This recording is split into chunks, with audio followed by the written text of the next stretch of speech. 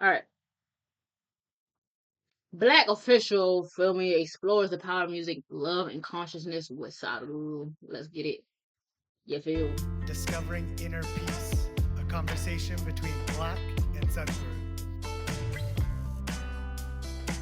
I always had the same purpose of figuring out how to heal through music and how to help people through music. If you use the sound effectively, it can transform life in a very powerful way. Even here and there if you touch those sounds will live forever in people's minds and hearts. How does love contribute to our overall mental and emotional well-being? To be loving is entirely your way of being, and you should not deny yourself that no matter what.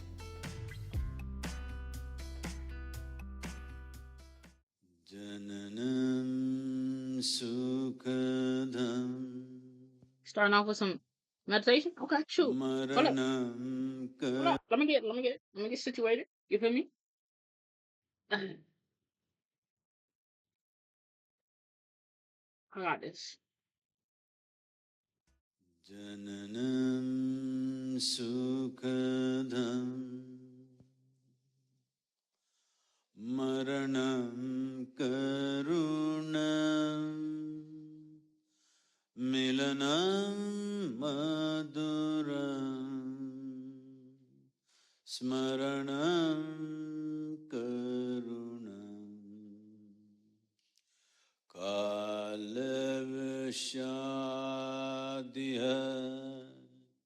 Sakalam Karunam Samayadipate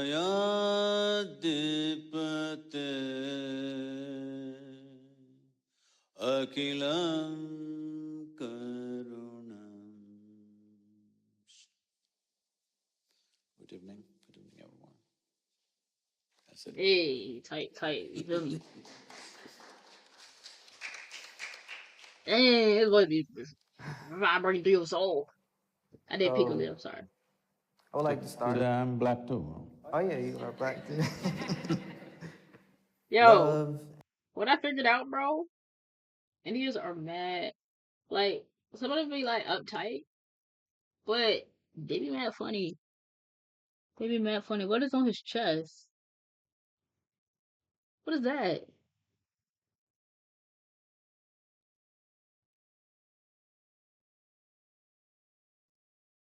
A little pin? So, I would like to start. Today I'm black too. Oh yeah, you are black too. Love and self-love and mental well-being have always been at the forefront of what I create. There hasn't been a stage of my life where I haven't been in some like sense of reflection or like wanting to figure out how to be better. So with each album that I've made, it never really mattered if it was 100 people or 1,000 people or 1,000,000 people listening.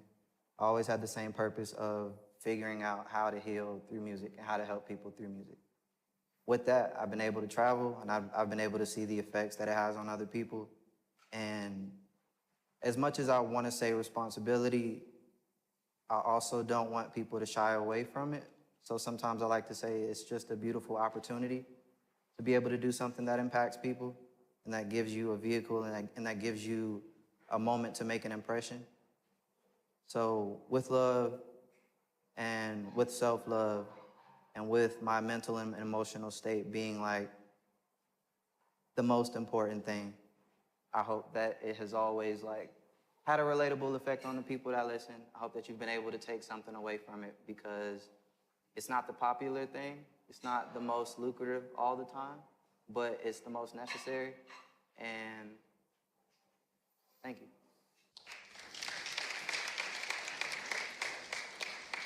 In your perspective, how does love contribute to our overall mental and emotional well-being?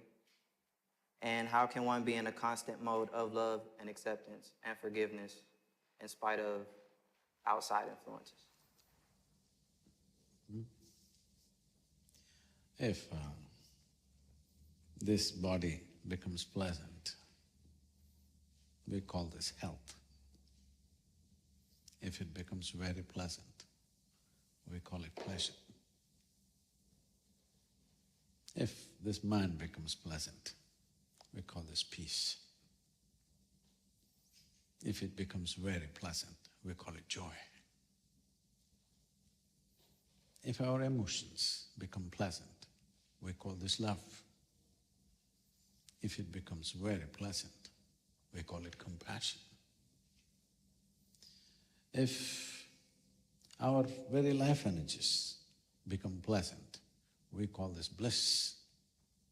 If it becomes very pleasant, we call it ecstasy. If our surroundings become pleasant, we call this success. Only to create pleasantness around us, we need the cooperation of people and forces around us. But to create pleasantness of body, pleasantness of mind, emotion and energy is 100% our business. Hello? If you want to create pleasantness in this hall, you need everybody's cooperation. To create pleasantness within this one is 100% my business, isn't it? So, love is a certain sweetness of our emotion. You may direct it at somebody if they are here. If nobody is here, you can simply sit here in a loving way. It's not about somebody or something. It's just that maybe there is a longing to share. That's fine. But it's the sweetness of our emotions. If you're sitting here and somebody sitting in that corner loves you immensely, doesn't change your life. But if you're sitting here and feeling love even for something that's not here, it changes your life, isn't it?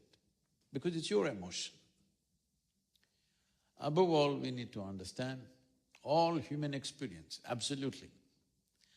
Our pleasantness, our nastiness, our love, our hate, our misery, our joy, our pain and pleasure, agony and ecstasy, everything happens within us.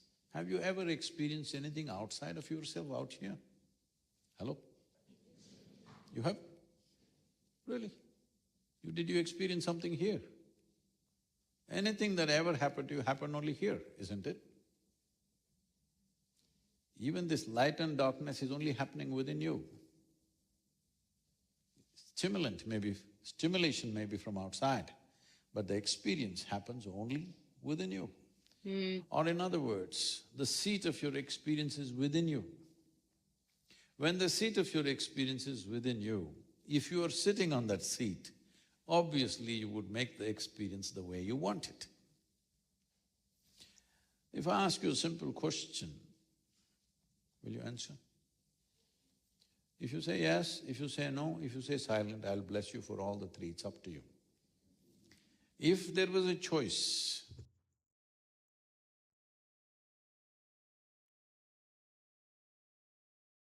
Boy, swaggy, bro. Look at bro. Look at bro. Look at that. Look at the necktie, everything. Feel me? I'll bless you for all the three, it's up to you. If there was a choice between Hit my funny bone. How do I hit my funny bone on my bracelet, bro? Like, that's crazy, right? What was that? Huh? What was that? being pleasant within yourself and unpleasant within yourself, what's your choice? If there was a choice between sitting here in a loving manner or in an angry and hateful manner, what's your choice? Then what? There's no problem with anybody here. The only problem is they're not consistent, they're not sustainable. Hello? Sustainability is the issue. Otherwise, there's no problem with any human being. We have, like for the last 27 years, we have programs going on in the prisons of southern India. We did some here also in Kentucky and Pennsylvania prisons. I've met the most wonderful people, but if you look at their life's actions, they have done some horrible things, absolutely horrible things. But if you keep them happy and they're with you, they're absolutely wonderful people. So I'm saying, all the horrible things are simply because somewhere inside you're feeling horrible. you're feeling unpleasant. That unpleasantness permeates in so many ways. So one simple thing we need to understand is, love is not what you do, it is something that you can become. You can become love. But unfortunately, everybody is trying to do love, make love, not become love. If you have become love, you can look at a man, a woman, a tree, a dog, an insect, and be the same way, or close your eyes and be loving. Because it's your business. The way you keep yourself is entirely your business. How you relate to the world around you? See, if you are sitting here in a loving manner, if your child comes, you grab him and put him on your lap. If your neighbor comes, you don't do that, you just do this, all right? But with the same amount of love, you can do this. Hello? So, love is not about somebody or it is not a relationship. Relationship is a different thing, that needs management skills. You need an MBA to manage a good that's a different affair. But to be loving is entirely your way of being, and you should not deny yourself that no matter what. It doesn't matter what the world is doing. You should not miss out the experience of being soaked in your own sweetness. Every day, every moment. Sweetness of the body, sweetness of the mind, and sweetness of emotion and energy must be on with you every moment of your life. Sometimes the world will allow you to find expression, sometimes they won't allow you. Depends on the kind of situations we are existing in. In some places there is more opportunity, in some places there is less opportunity, but nobody can stop you from being pleasant within yourself. Nobody. Thank you. So that kind of answers what my follow-up question was, which was, what advice would you give to someone who's having trouble with self-love? What is self-love? Feeling pleasant with yourself. See, when we use the word love, let's say it this way. Let me put the same thing in another context. You have heard the word yoga. Yoga means probably in United States, most people think you have to twist, turn and become like a leftover noodle. No, the word yoga means union. Because once you have come here as a human being, if you had come here as any other creature, you Where's my caption, bro? Stop playing with me, bro. stomach Real full. talk. Real talk. He said yoga means union. Union. No, the word yoga means union. Because once you have come here as a human being, if you had come here as any other creature, your stomach full, life is settled. Once you have come as a human being, stomach empty, only one problem. Stomach full, 100 problems. Because once you come as a human being, you're longing to expand. How much expansion would settle you for good? If you look at this, well, if you're this much, you want to become that much. If you become that much, you want to become that much. What is your currency? It may be different for different people. If you know money, you're thinking of more money. If you know wealth, you're thinking of more wealth. If you know pleasure, you're thinking of more pleasure. Power, more power. Knowledge, more knowledge. But everybody in their own way is longing to be something more than what they are right now. More knowledge. Now if you look at this, how much more would settle you? If I make you the king or queen of this planet, would you be fulfilled and settled? I'm asking you. Because then you would look at the moon. What about, let's get the moon. What about our solar system? Not let's get If the I give you moon. one galaxy, you will look at Stop, hold up. How do we get there? How make you so? If I make you king, queen. planet. We only Would you be fulfilled and settled? I'm asking you. Because then you would look at the moon. What about, let's get the moon. What about our solar system? If I give you one galaxy, you will look at the other galaxy. Because there is something within you longing to expand in a limitless way. When your longing is to become limitless, I missed it. Guys, I missed it. Come on. Help. Help me. would you be fulfilled and settled? I'm asking you. Because then you would look at the moon. What about, let's get the moon. What about our solar system? If I give you one galaxy, you will look at the other galaxy. Because there is something within you longing to expand in a limitless way. When your longing is to become limitless, if you try to find physical expression to that, inevitably you will be bitter and frustrated because it'll not get there. It'll never get there. Unless you find another way. When I say another way, right now through physical means we are trying to expand. In this longing to expand, we're destroying the planet through and through. So please understand, all these environmental issues, planet being under threat and all this stuff is not because of some evil. People in pursuit of human well-being. Hello? You think some evil people are destroying the planet? No. All of us in pursuit of well-being, isn't it? Because our well-being is never going to settle because we want all, not more. And that's not possible physically. Because the nature of physicality is such, nature of physicality is always defined by defined boundaries.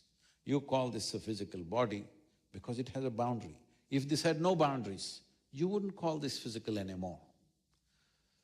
So yoga means to approach it in the right way, that you approach the union understanding physical is not the way to go about it. There are ways to do it, leaving that aside. But people are trying through physicality. When it finds very fundamental, basic physical expression, when two are trying to become one, we call this sexuality. When it finds an emotional expression, we call this love. Two are trying to become one.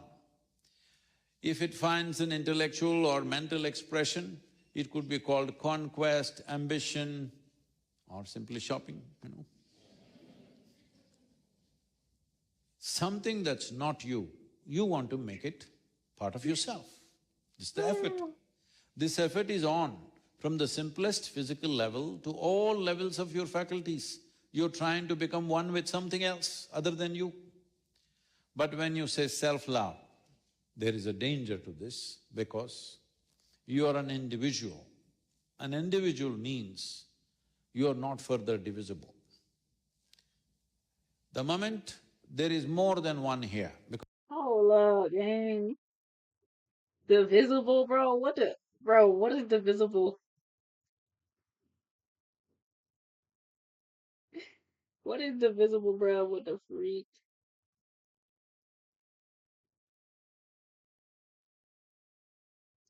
Hold on, let me look up. Nah, what the freak, bro? Individual. Individual. Separate.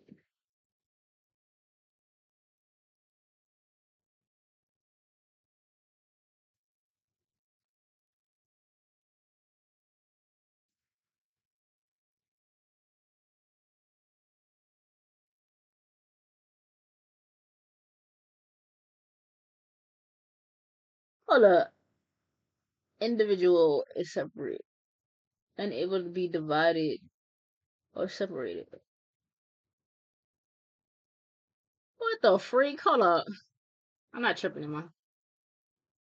I'm not tripping anymore.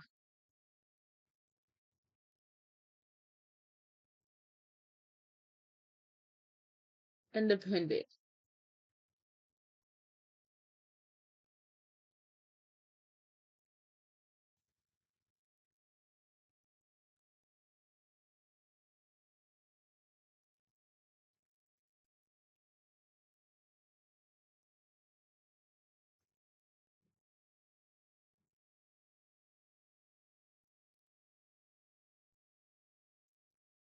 Division. Division. What the freak? Alright. Come on, we're learning. We're learning, y'all. This is what spiritual Saturdays, Sundays. Spiritual Sundays are for. An individual. An individual means you are not further divisible. Oh, he said you're not. You can't you can't be divided. The moment there is more than one here, because it's become… I'm saying this, please listen to this carefully, because today it's become fashionable to have more than one here. The moment there is more than one here, you will go towards mental instability. Well, more than one what? Self? Like, more than one soul? There's only one here. This is just me. This one is an individual, not further divisible. The moment you divide this, people will say, I am a nice guy, but my ego, this ego is a fall guy. Whenever you become nasty, you don't want to admit, I've been nasty. That guy does those things. And people start creating many levels of themselves. There's no many levels, they're just you. If you see this is just you, there is room for tremendous transformation. The moment you make a crowd out of yourself, there is no room for any kind of transformation. All you can do is play ball, throwing it here and there, this happened, that happened. So love, on one level, is an effort to unite what is two into one. Don't make this two. There's no need for self-love. Love is yours anyway. You can become love. You don't have to love yourself, because then you will become two. This mind is capable of becoming million if you want. Human mind is such, if you explore this, you can make million people out of this same mind. Don't do that. Because then you will either need a Bro, talk to psychiatrist us. or Talk an to us. exorcist. Talk to us. That definitely is. Thank you. Expand on that, bro. Expand on that, bro. Split personalities, multiple different personalities. The movie Split.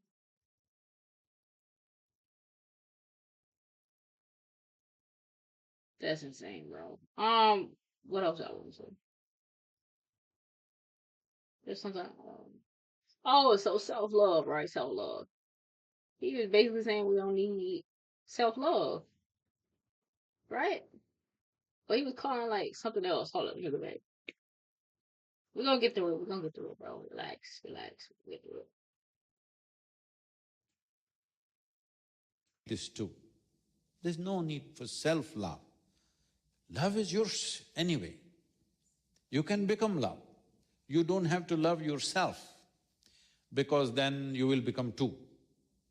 This mind is capable of becoming million if you want. Human mind is such, if you explore this, you can make million people out of Is this that a same snake mind. ring? Don't do that. Because then you will either need a psychiatrist or an exorcist. She just shaking her head like, That definitely is. Thank you. Thank you. bro. So I want to touch a little bit more on self-transformation. I like how you said that you can create a lot of different versions of yourself in your mind, because I went through a phase of my life where I did start to break myself up into like portions, or like this chapter, this stage, this version, this phase. And my very first album, Free Black, was, if I had to put a word to it, I would say it was like my conflict stage. It was my introduction to learning myself, to knowing myself, to figuring out how I feel, how I felt, and how to express my emotions creatively through it. It was a moment of not feeling like I deserved much and being so stuck inside my head that even down to the imagery of how we released the album, everything was muted, it was monochromatic, my hair was covering my face, my head was down, and Okay, that was one Buckyhead. stage of my life. And then I graduated to the Shout second out to the album, which was motivated East people. Atlanta Love Letter, and we introduced color into everything that I started to do. The first picture that I ever posted in color was a picture of my daughter, and for anybody who was following the story, it was a moment for all of us to kind of celebrate, because up until that moment, I didn't see any reason for a change in my personal life. And that was my album of acknowledgement and reflection. And then the most recent album, Since I Have a Lover, is me in a state of practice. Everything that I experienced the first 2 times around had finally made it to the point where I could look in the mirror and say, yes, you talked a good game. Yes, you have an idea of where you want to go, how you want to be, who you want to be. But what are you doing every single day to prove it to yourself? When you wake up, what is the routine that you've implemented to show yourself that you deserve everything that you're wishing for? What is your practice? These were my different versions of myself. These were the different stages of how I had to grow, from conflict to acknowledgement into practice. So how has your personal journey and experience influenced your teachings and guidance for others seeking self-transformation and well-being? What's your love life like? Say, this is the nature of life. First being, because you're a certain kind of being, you do certain things. Because you do certain things, you may get to have certain things. What you will get to have is not determined by you, but in the times that we exist. Today, in 21st century, because of who you are, maybe you're driving a certain kind of automobile. If you were here 500 years ago, maybe you would get a certain kind of buffalo. Hold up. How bad? I just now realized that I'm probably cutting off Black's face, so let me just fix this real quick. Let me just fix that. Alright. If you were here because of who you are, maybe you're driving a certain kind of automobile. If you were here 500 years ago, maybe you would get a certain kind of buffalo. I'm saying what we get to have is not You love talking ours, about it's these the buffaloes. times in which we are existing. But unfortunately, most people start their life with what they want to have, for that what they should do, and because of that they become something. This is just trying to run the life in the reverse manner. First being, if you take any other life, you take a bird, it is a certain kind of being, because of that it'll do certain things. Because of that, maybe it will get certain things, maybe it gets protected. Many others have been killed and eliminated, some have been protected because of the things that they do. So, instead of being, doing and having, most people today are trying to go from having, they want to have this, so they do this and they get here. Even if they get there, then there is no joy to life because it's a struggle within oneself. See, there are challenges in the world. The more you try to do, the more challenges. But if you yourself are a big challenge, how to deal with life? There are so many people and situations which will throw challenges at you as you try to do more and more in the world. Endless number of challenges. But I should not be a challenge in my own life. I should not be an impediment in my own life. There are 1,000 impediments in the world. Well, some we will cross gracefully, some we will struggle, some we will not cross maybe, always there. So, you want me to talk about myself? I must tell you a little abridged story about it. You have a few minutes for this. So this is one thing. Because you go to school, almost everybody goes to school today. In your school, they reward only your memory, not your attention. If you remember the damn textbook, they will say you are number one. That stupid textbook, if you remember, ChatGPT has more memory than you, so Yo. that is first then. This happened to me when I was just 4.5 years of age. One day I suddenly realized I don't know anything. Don't know anything means I don't know anything at all. If somebody gives me a glass of water, I don't know what this is. I know how to use it, but I don't know what it is. Even now you don't know what it is actually. With all the scientific knowledge that we have, we do not know a single atom in its entirety. This is a fact. Not one atom do we know in its entirety. We know how…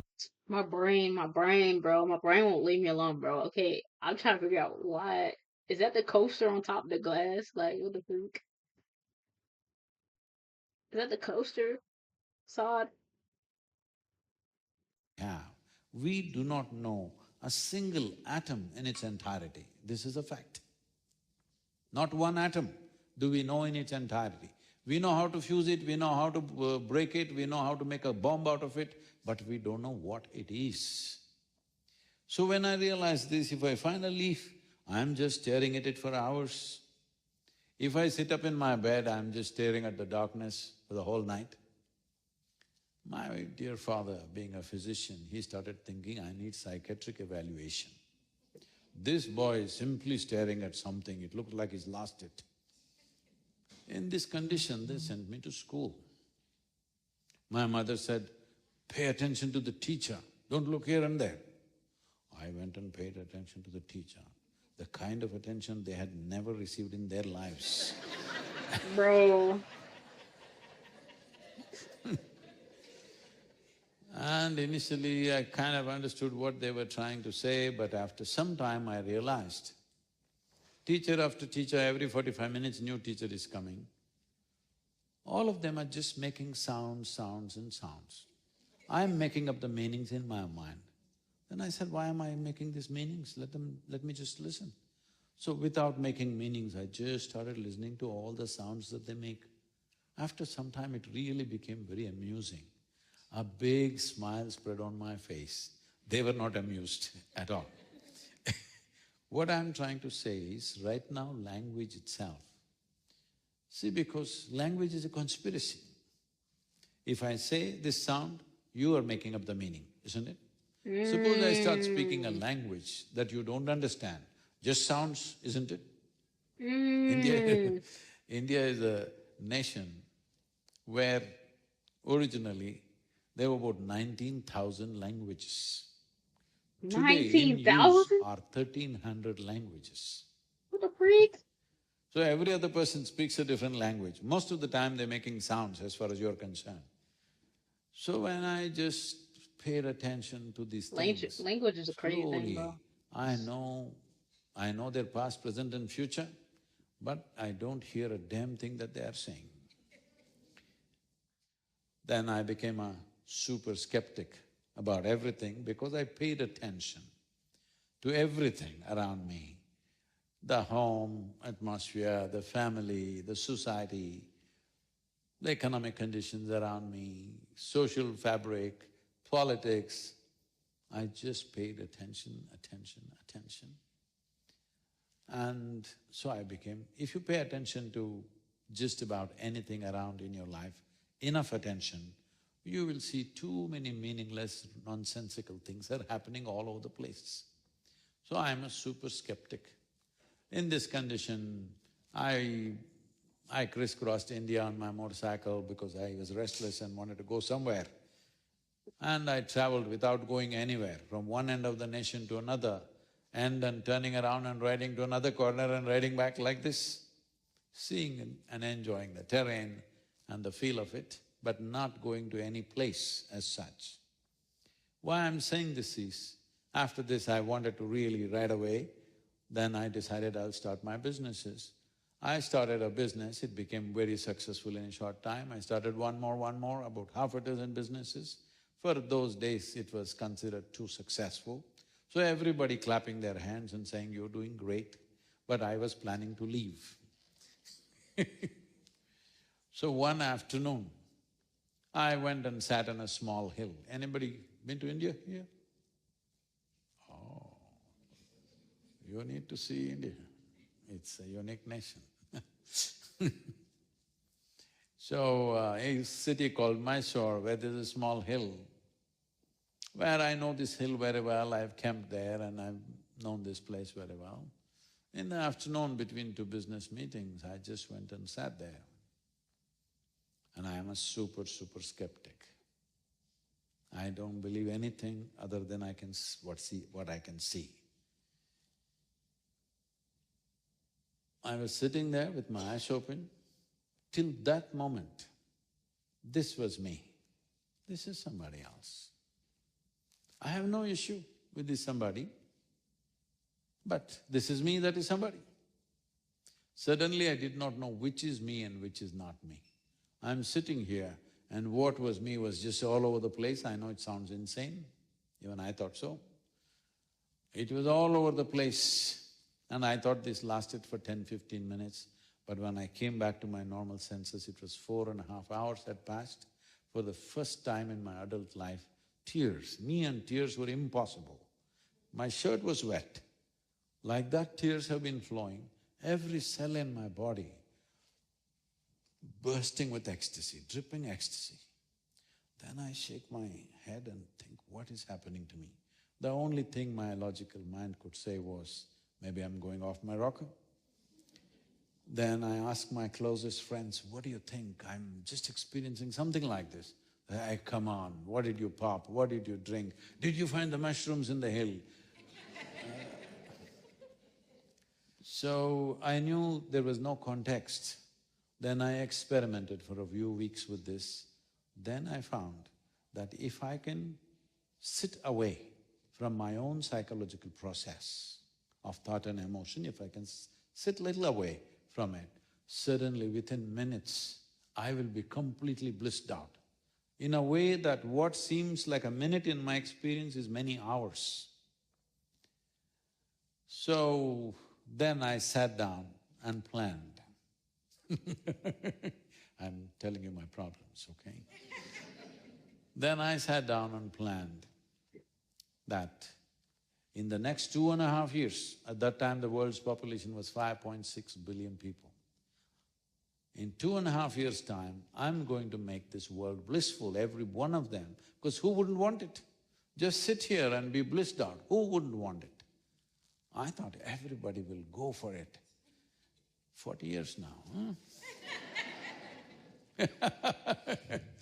Well, we've touched over 2 or 2.5 billion people now, but that is not my idea of humanity. So, I know I will die a failure, but as a blissful failure, because my way of being is not connected to what I do or what I cannot do.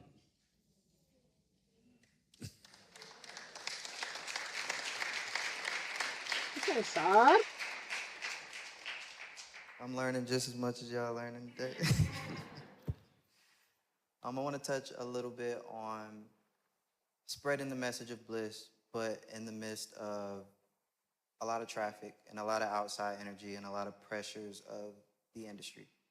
I remember, for me personally, when I came into really the Interscope offices when I was getting ready to sign my first deal.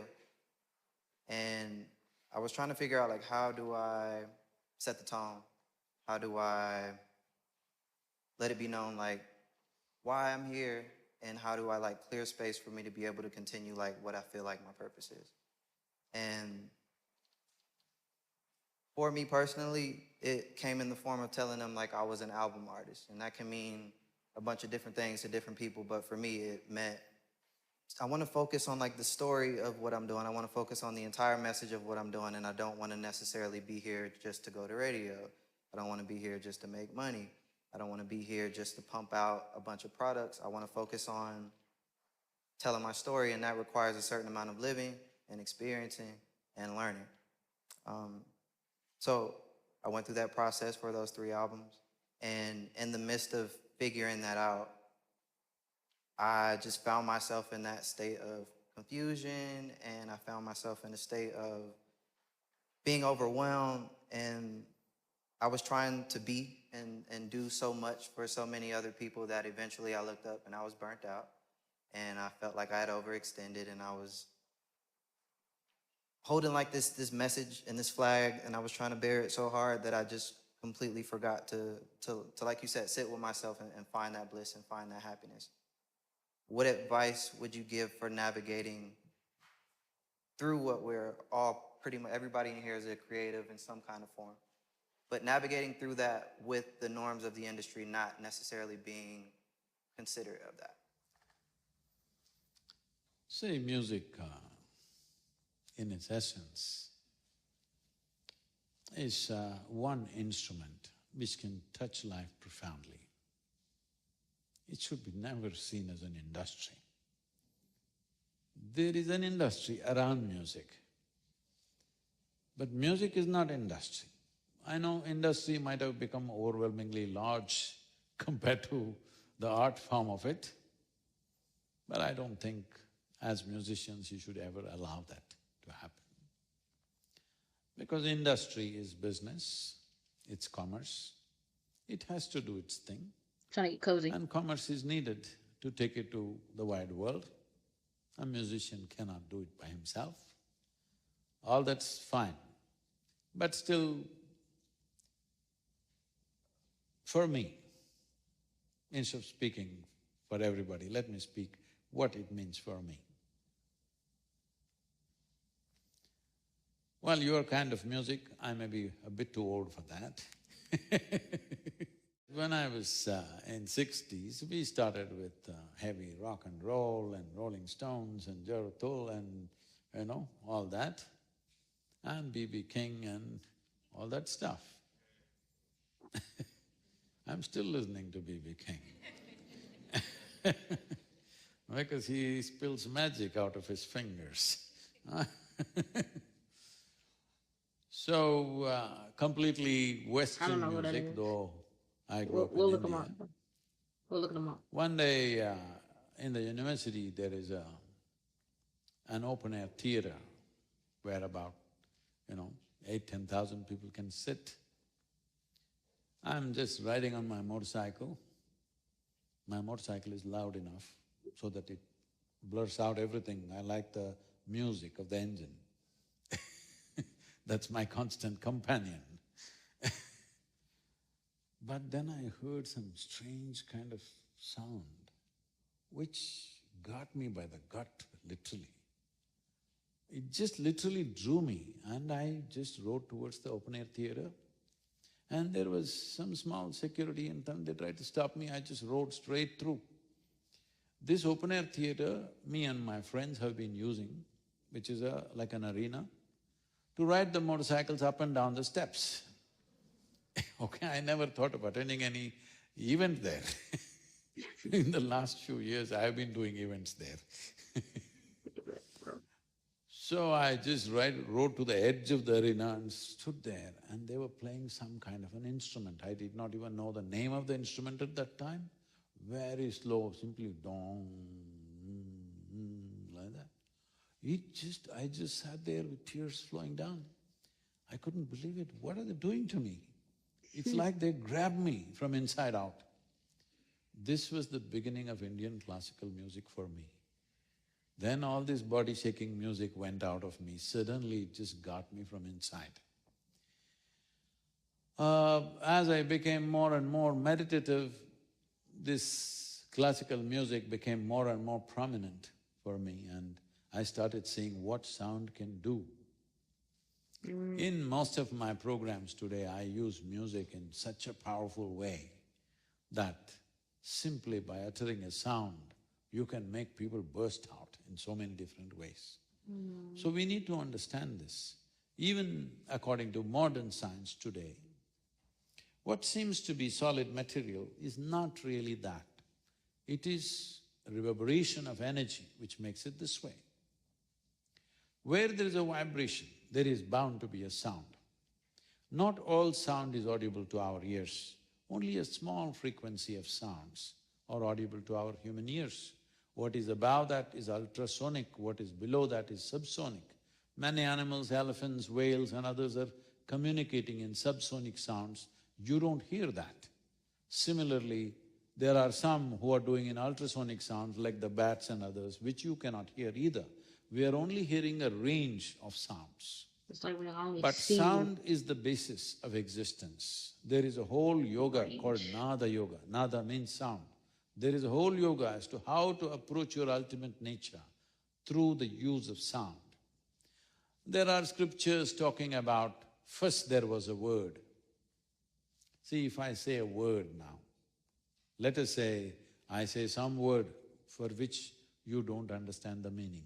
It's just a sound, isn't it? Word is human mind interpreting it as a word. Otherwise it's just a sound. Sound is existentially true. Words are made up in human societies. So if you use the sound effectively, it can transform life in a very powerful way. Not just about creating emotions and this and that. It can be both self-transformation and transformation for everybody who comes in touch with it. So for all this, the most important thing is a very intense and keen sense of attention. And if you touch those sounds, even if not in everything, even here and there if you touch those sounds will live forever in people's minds and hearts. There is music, when I say B.B. King, the guy is going boom, all right? Because some sounds touched everybody. Doesn't matter what culture, where you are, what time, you listen to it after 100 years, still that sound touches you in some way, because sound has this power. And musicians should pay that attention and try to find that sound which will touch every human being who is sitting here. Not only human being, right now some of the Indian musicians are experimenting with animals and they find animals are keen listeners. If you make certain sounds, they're listening so intently. Thank you. So Conscious Music Circle is co-presenting this event. What work are you and your team doing within the music industry, and how can this community of people who haven't been to India, who are just learning about you, how can we get involved? I'm not a trained musician, I know nothing about that, but I have an ear, too, I mean. I have attention. If I listen to something, I know whether this is going to touch somebody or not, clearly. So in that sense, well, today there is so much music happening around the world, so many varieties of music. There are cultural aspects which you're trying to fulfill, I understand that, that has to be respected. In different cultures, different kind of things are appealing to people, talking about that day's issues, problems, solutions, all this aspect is there. But music is beyond all the causes that we hold. It may serve some cause, but music must be seen as something which is above that, because sound is the most fundamental thing in the universe. Everything else is made up by us on top of it. So, our causes are there, our purposes are there, but music should stay above that. I want to go back into emotions. And dealing with like how to express yourself when you're Did we skip struggling something or no? with expressing your emotions. I went through a good portion of my life feeling like I was coping. And one coping mechanism was just feeling like everything that I needed to solve, I would just figure it out on my own. I wasn't really into using the community around me. I wasn't really that into having outside conversations. It was all just self-reliant. And Yep. it kind of put me in a space to where I got to my adult life and it just started to show up in my relationships. So the things that could have been easy conversations, that could have been easy solutions, started to become just hyped up and over-exaggerated, because I would just be so in my head that it would go from, okay, there's something important on my mind, but I'm having a good day today, so I won't say it today. And then 2 days would go by and I would be like, okay, I'll say it Wednesday, but only if it's like the right time and the right place. And then Wednesday would come, and I would put it off until the next week, and then by the next week it would like… You never told her I love you, is it? it would just blow up in my face, and things continued to blow up in my face until I was able to look in the mirror and really just acknowledge that there was a lot of self-improvement left to be done. And luckily I had a partner who was hyper aware enough to be able to say, hey, I see you, and you might look like you have everything together to everybody else, but to me, you look like a mess right now. So with like struggling with those emotions, is there any way to cut all the fat off or get past the being in your head part? So let's understand what is Good question, emotion, good question. first of all. Leaving personal stuff, let's fundamentally understand what is emotion.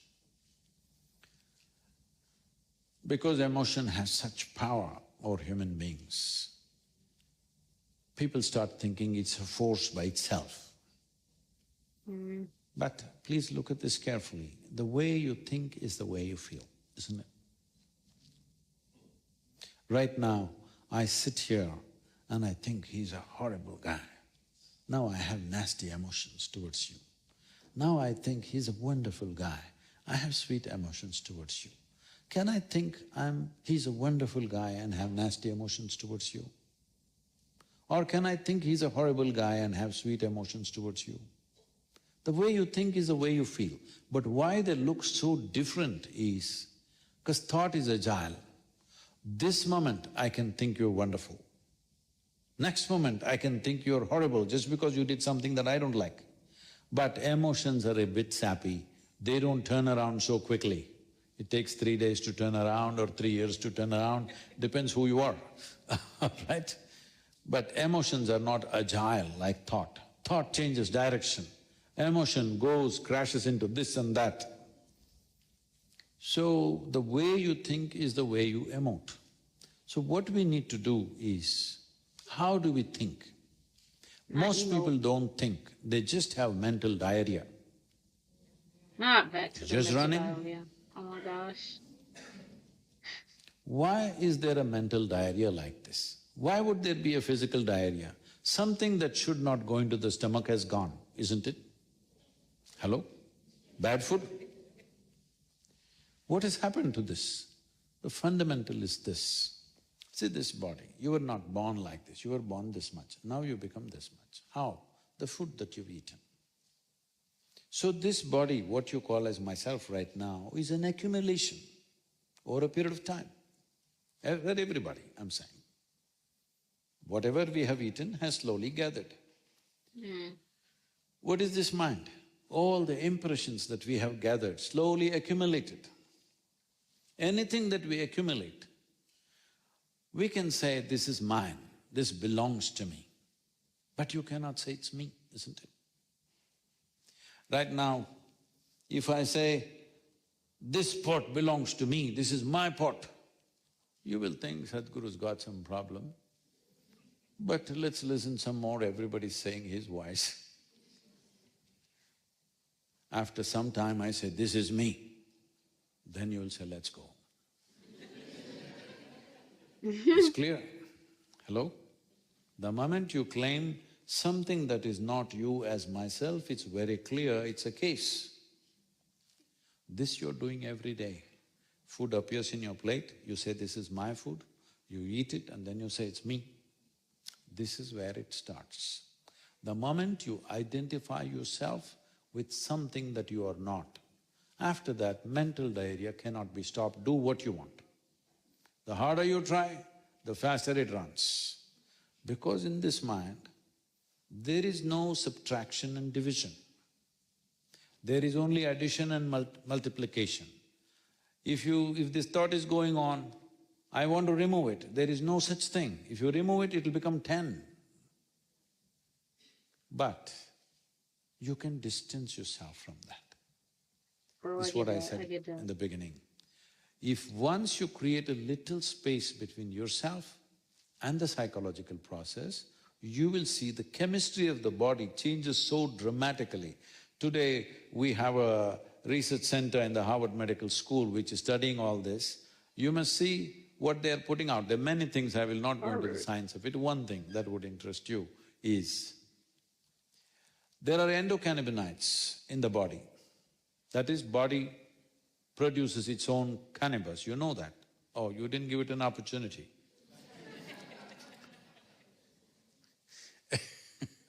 You're banking on the weed. Okay. But within this body, there are endocannabinoids, that body produces its own cannabinoids. And this is at its peak, You learn it's something new every considered at its day. peak in a sexual orgasm. But in a simple practice that we teach, it has been… Wait, what? Produces its own cannibal And boys. this is at its peak, it's considered at its peak in a sexual orgasm. But in a simple practice that we teach, it has been measured and found it's much higher than that. Simply sitting here, not doing anything, simply sitting here, you can change the chemistry of the body simply because there's a little distance between yourself and the psychological process. Both physiological process and psychological process is something that you slowly gathered over a period of time. Is that so? Yes? What you gather can be yours, can never ever be you. Am I correct? Hello? This can be yours, but it can't be you. Just like that, this can be yours, but it can't be you. For example, for 1,000 years there has been an argument whether this planet is round or flat. Oh gosh. Hello? Don't even get me What do started, you think son. now, round or flat? Huh? Flat. It's both. Because if you walk up and down, It's a marble. from your experience, the earth is flat. Right. We would have argued for the rest of the time. But then we started navigating the oceans, then we saw it seems to be round, and we started from the same place and ended up in the same place, so it must be round. Then we started flying, we looked down, it was quite round. We went, stood on the moon and looked down, 100% it's a ball. It's a little space, little distance. Similarly, if you create a little space between yourself and your psychological process, it is crystal clear to you how it happens. Right now, you're sitting inside that and trying to figure it out. No, it doesn't work like that. People misunderstand confidence for clarity. But confidence without clarity is a disastrous process. How to get confidence? Just make conclusions about everything that you're confused about. Hello? Make conclusions. And will it work? See, will confidence work? You try this. There's an I-75. Tomorrow I will also be on it. You can try it. Please don't do this, I'm just joking. You say whatever builds confidence in you, one slogan, some people have religious slogans, other people have ideological slogans. Say one of those slogans and just run across I-75. You may make it. Just by sheer chance or because of compassion of some driver, you may make it. But if you try every day, we know where to pick you up. Yes or no? So confidence is like this. Because it is like, see, if you flip a coin and make all the decisions in your life, 50% of the time you will be right. But if you're right only 50% of the time, there are only two professions left for you. You can either become a weatherman or an astrologer. Everywhere else you'll be fired. Bruh. Thank you. So I don't want the entirety of the conversation to be me picking his brain and me sharing my personal experiences, so I do want to get ready to break for questions, but before we do that, Junior, where you at? Oh man, thank you so much for this talk. It's been incredible.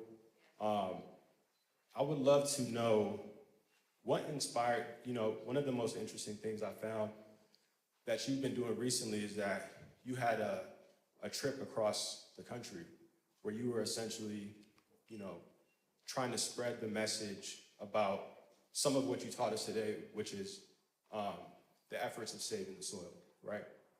Not So, across the country, from London to southern India, 24 nations, 27 nations. even crazy. Clap it up for that, please. Incredible, incredible. And so I want to know, what was the general feeling and the general consensus of some of the conversations you were having?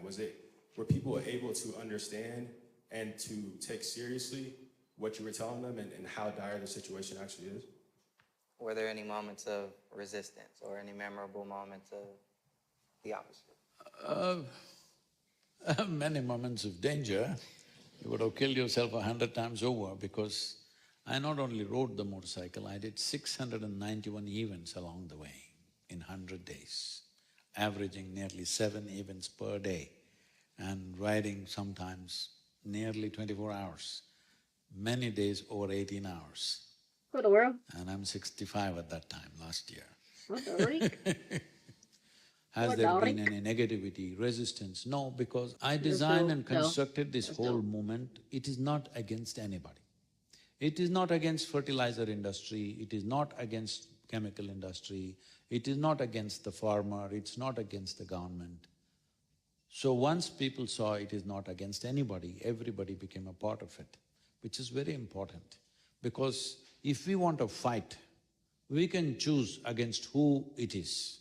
If we want a solution, we want all of them, otherwise there's no solution. I am not looking for a fight, I'm looking for a solution, because I think this is a generational responsibility. If this one thing we don't do, I'm telling you, if soil regeneration on the planet does not happen, doesn't matter how much wealth and education and whatever nonsense they have, the next generation, I'm saying those who will be born in the next 10 years, they cannot live well no matter what you do. They cannot live well. Thank you. Thank you so much, appreciate it.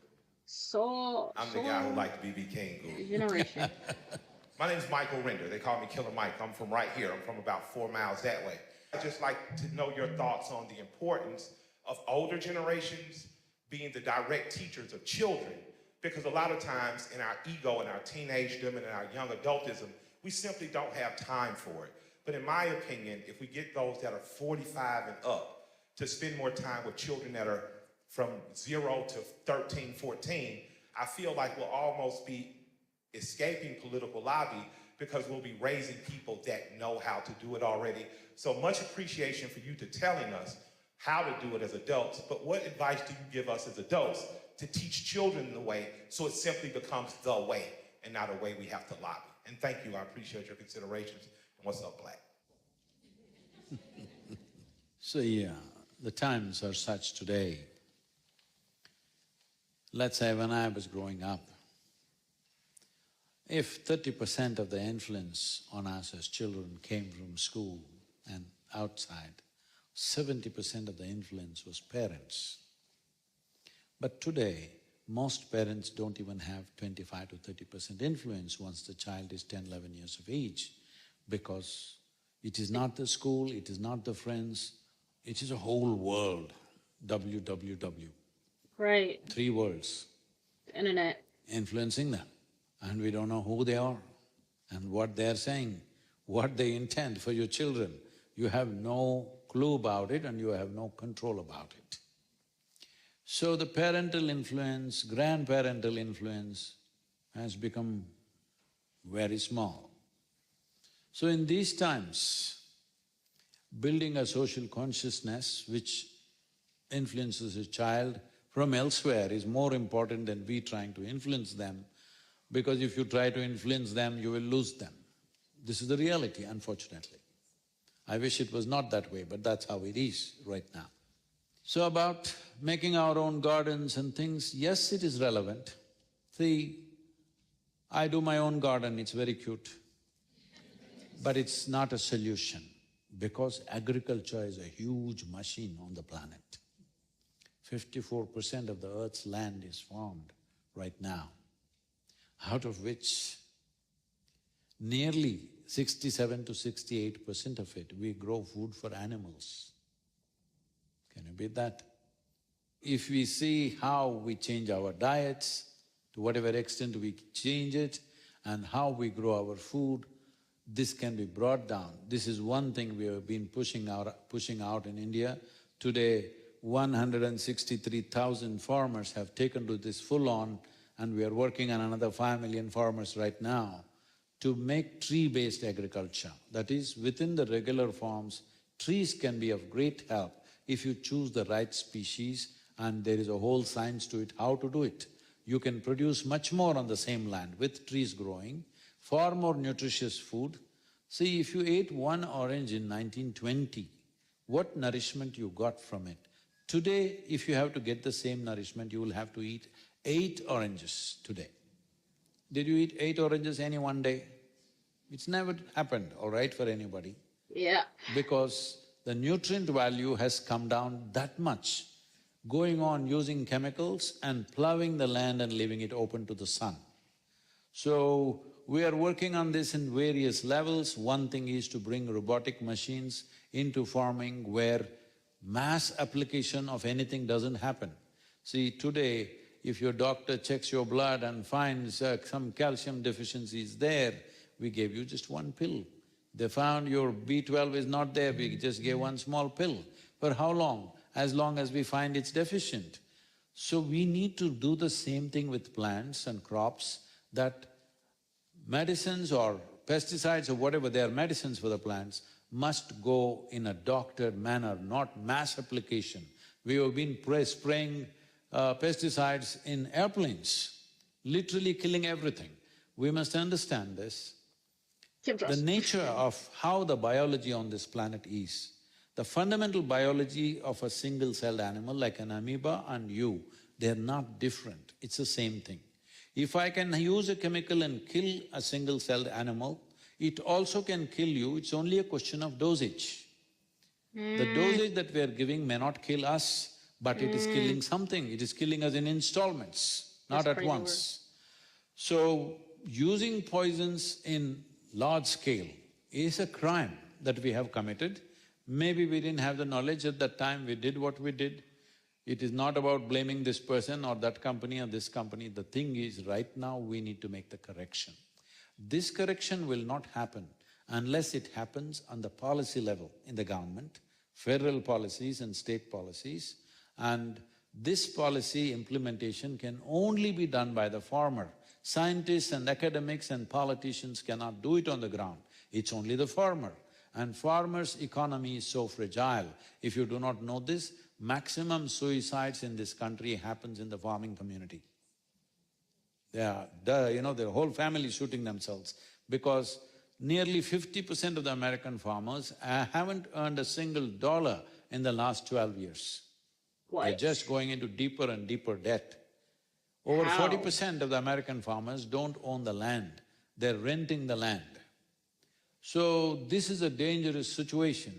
Now you're waiting for the wheat to come from Ukraine. What happened to us? When we have a whole continent here, we need wheat from another place in Central Asia? This has happened because we've been destroying this wantonly. It is time to turn around, it's still not late. If we are committed to this, within 10 to 15 years, we can make a significant turnaround, which we have proven on land for the last 30 years with hundreds and thousands of farmers. But still it's a drop in the ocean because policies have to come in. Now Indian government is investing in this. Since we started this campaign, they've invested one tranche of about $2.4 billion, another one of $1.3 billion in the last 2 years, which is not enough, but it's a good beginning. Every nation has to do this, some European nations are beginning to do. United States has done very little, but it is very important US sets an example.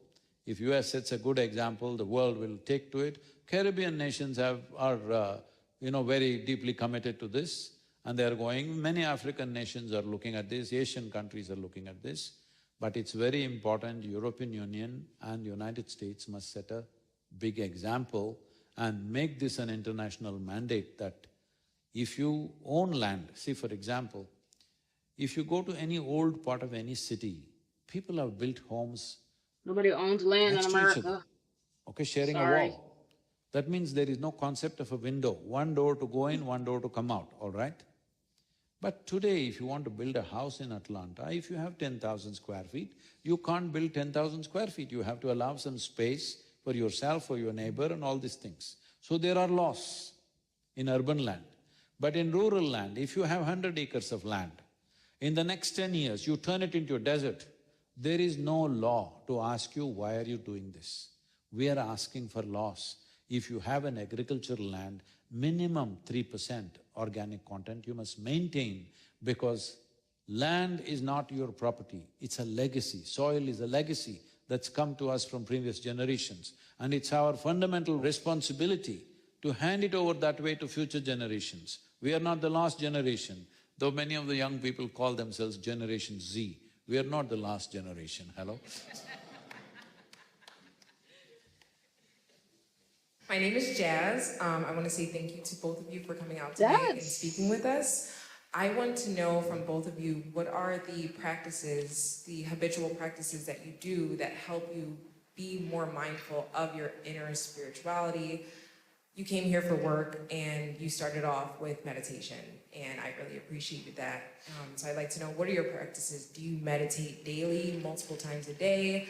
And then you, Black, what are your practices that you do that don't include any vices? Because I feel like a lot of times nowadays, a lot of us turn to vices to kind of cope, deal, de-stress. But what are your practices, your daily practices that help you be more mindful, that make you be more calm as you go on in life with the stresses of everyday life? For me, journaling, writing down what I'm grateful for, even if it's something as simple as the air that I'm breathing, the food that's on my table, my daughter's laugh, the conversation that I navigated in the right way, like giving myself almost like task and assignments. But since we're out of school, there's nothing to actually force us to do anything. So it's like, if you want to just chill, if you want to just relax, if you want to have a lazy day, it'll happen. But for me, writing it down, therapy was a great outlet for me, because before that, I didn't really have a mentor. I didn't really have an outside person to go to for advice. So opening myself to having somebody tell me about myself was another thing that sharpened me a little bit.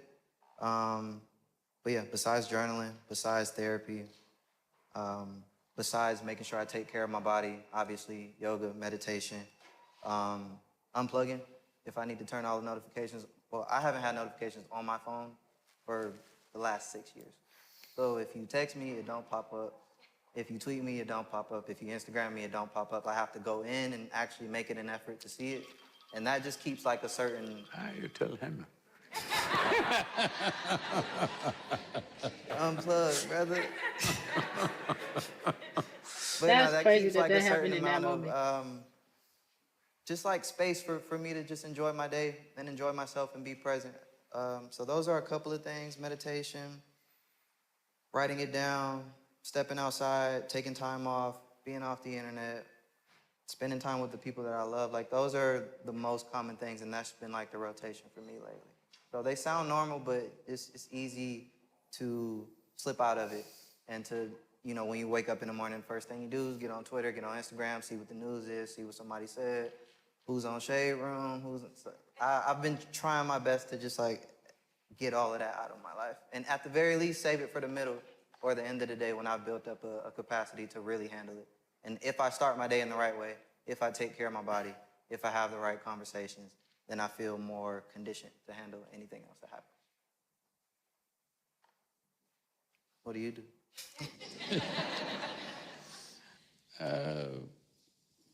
I live my life wild. No discipline, I don't know where I will sleep, where I will wake up. If I sleep on the same pillow 2 nights, it's a luxury. I'm always somewhere else. So, I don't have any discipline, except that my day normally extends to 18 to 20 hours, trying to slow down a bit, but it's only picking up speed and momentum. But because I made myself in such a way that nobody other than me determines what happens within me. So nobody can frustrate me, nobody can make me unhappy or angry. So I have no issue if they wake me up at 2 a.m. in the morning and ask me something. I have no issue because the most important thing is, first of all, I made up my mind very early. You know, in my life I've never applied for a job ever, nor did I go for any job interview or even think of a job. Always my Yes. family worried, how will you make a living? Well, I said, I don't know. All I know is, if nothing works, I'll go… You know, I spent weeks in the jungles of southern India all by myself. I learned to survive there. I said, if nothing works, I'll go into the jungle, you won't see me, but I will live. Don't think I will die. I know how aw. to live. So, I don't see activity and people and challenges and impediments as anything that fundamentally disturbs me in any way. It's just that some things will make your work better, some things will impede things. So in that context I'm looking, that's all. I'm never looking at any activity or any person as somebody who can make my life or break my life, because I've taken that and kept it in my hands, absolutely. Or in other words, I'm just conscious of every thought and emotion that happens within me, so I can think wild and feel wild and let myself go where I want, because it's only happening according to the way I want it. I think this is something you must do. As I said earlier, if you create a little distance, you will see, you will understand the whole mechanics of how this works. But if you're in it, it looks like it's such a complicated affair. It's not complicated. It is just that individual people are complicating it within themselves. And about being mindful, no, I'm not mindful of anything, I'm generally mindless. Yes, I don't have a single thought on my head. Dang. I don't have any knowledge or knowing when I walk on the street, I just walk like I'm a 5-year-old boy, just joyfully looking at everything. It's a bird or a butterfly, a man, woman, everything I'm looking at carefully, not with any intent, simply looking, because I have eyes. I must see everything that I can see. So, if you have keenness of attention, both internally and externally, I don't think you have to struggle with who will disturb you, what will throw you off. No. See, balance, inner balance is the most important thing. You may have intelligence, you may have genius, you may have talent, you may have many things, you may even have a lot of wealth. Once there is no balance, all these things will turn against you. Your own intelligence will turn against you, your wealth will turn against you, your relationships will turn against you, everything will turn against you. Above all, balance. I'm well balanced. You know, I came riding to Atlanta, I'll ride back on a motorcycle. I'm going towards 70, but I'm still riding. And because balance, both inner and externally, you were balanced. It's very, very important. If you're balanced, whatever you have, your intelligence, your capabilities, your talents will naturally find the best expression possible. Or in other words, if you're well balanced, everything that you can do in your life, you will do. What you cannot do, anyway you will not do. But if you're not balanced, what you can do, you will not do. In your life, if you do not do what you cannot do, there is no problem. If you do not do what you can do, you're a disaster. It's my wish and my blessing, you should not become such a disaster. Is there a practice? She was asking, her name is Jazz, what can I do? So, there is a simple process that you can, you can download this process. 12–15 minutes a day you can do, especially if you do it just before going to bed. It's a simple way of creating little distance between you and your body, between you and the psychological process. It's called as Isha Kriya. Initially you listen to it and do it, it's guided for some time.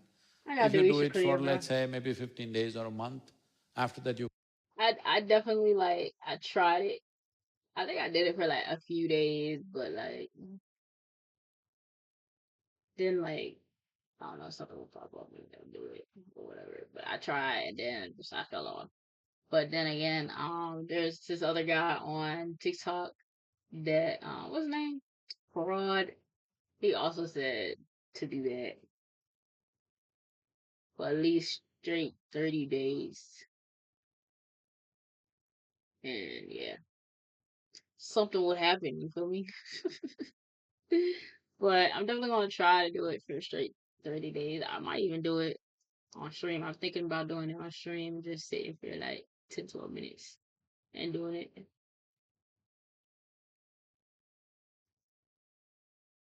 But if not, maybe I'll probably do it like some days, not every day. So like probably do it off stream and all that. Yeah, I'm definitely can gonna even get do it into that. without any guidance. You can do it by yourself. Every day, just reminding yourself and linking your breath to it, because breath is an important part of who you are, in the sense. Nobody has forgotten. We all came from our mother's wombs. Hello? Not forgotten, long time ago, so I'm asking. We came from our mother's wombs. When we were in our mother's womb, there was a maintenance pipe connected and she ate for us, she breathed for us, everything we got from that. We came out of our personal mother's womb, but even now we're in a womb. See, right now, all these things, unfortunately, the modern science has made it mundane. There's no experiential thing to it. We are in this atmospheric bubble. For your body to be here this way, there is a certain pressure it has to maintain. Certain amount of gaseous percentages it has to maintain. Oxygen, If it becomes all nitrogen, you will nitrogen, die. If it becomes hydrogen, you will die. If it becomes carbon, you will die. carbon. Everything is in proper balance, right amount of pressure. Little more pressure, your lungs will collapse. High pressure, something else will happen. Low pressure, something else will happen. It's just holding you like this. Is this not mother's womb? From one womb to another womb you come. Yes or no? Even now, constantly maintained. But we don't feel it because we study science like it's some ABC. There's no feeling towards life around us. Simply everything, ecology is some kind of a subject. No, we are part of the ecology. Hello? When did we become separate from the ecology? So this is important that you feel it. Once you see something as a part of yourself, nobody has to teach you any morality, any values, ethics, nonsense. What you see as a part of yourself, you will anyway take care of it, isn't it? This is what yoga means, not twisting and turning, not Lululemon. What? No, I'm not against any brand, I'm just saying that's not what yoga is about. When you do Yo. yoga, we always say when you do classical yoga, you must wear an organic cloth which is loose, which doesn't touch your body. But in America, it's just the reverse, skin-tight nylon stuff you're wearing. Yeah,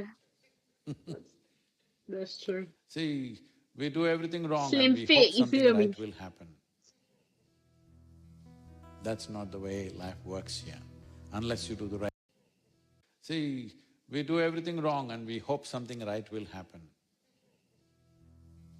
That's not the way life works here. Unless you do the right things won't happen to you.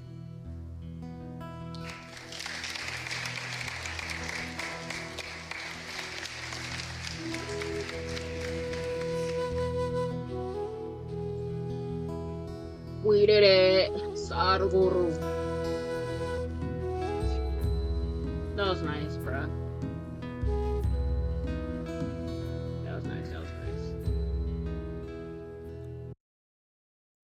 Let's take a quick look at the comments. Yeah. Brought up some deep stuff. Always good little TED Talks with Sadhguru. Would that be a TED Talk? Never in my life did I think I would have the privilege of watching these two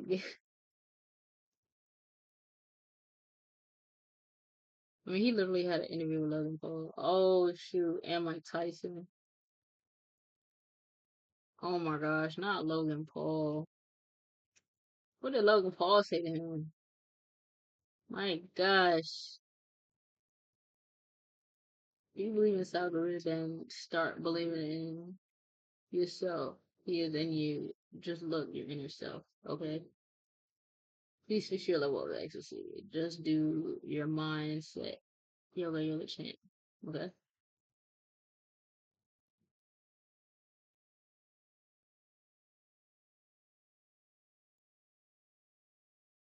Love the range of people he can hang with. Just shows he touches every type of person with his word. True, exactly.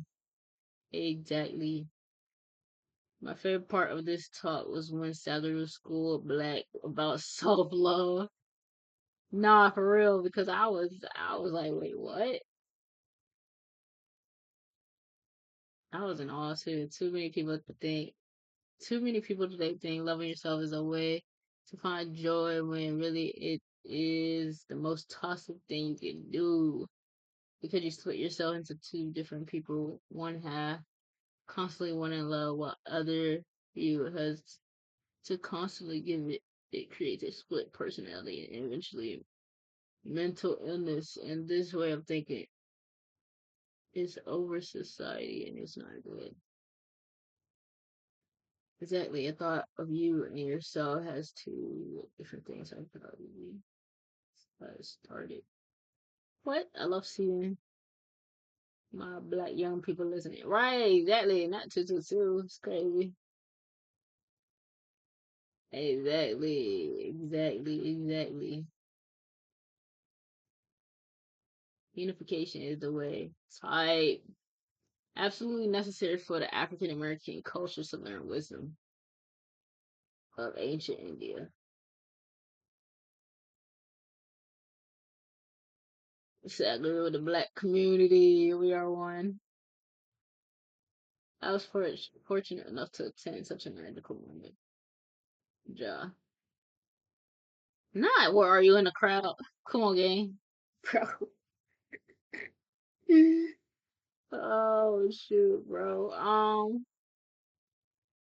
One thing Sadhguru said is very significant in safe soil context. He said he is not looking for a fight. He just working towards the solution and it's possible without everyone's participation. Just contrast this with Greta Thunberg on homework. She approaches climate change. Oh, I said homework. The freak on how she approaches climate change. Is still a child. What the freak is Greta? Sadhguru has become a figure to watch in the last 5 years with much simplicity, exactly, and without having a counter figure to worry about. He is very unique because he understands it. I also want to be unique. Just go along in this world blissfully. Absolutely.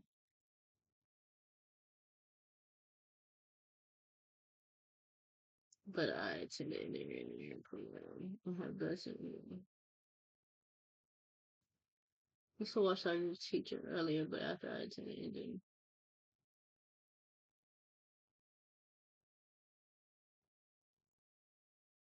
Interesting. Engineering. Not the random food on the side. We do everything wrong and we hope something right will happen. Unless you do the right things will not happen to you. Great conversation. Absolutely. Come on, gang. We're gonna end it on that note. We're gonna end it on that note. Sound good. Black.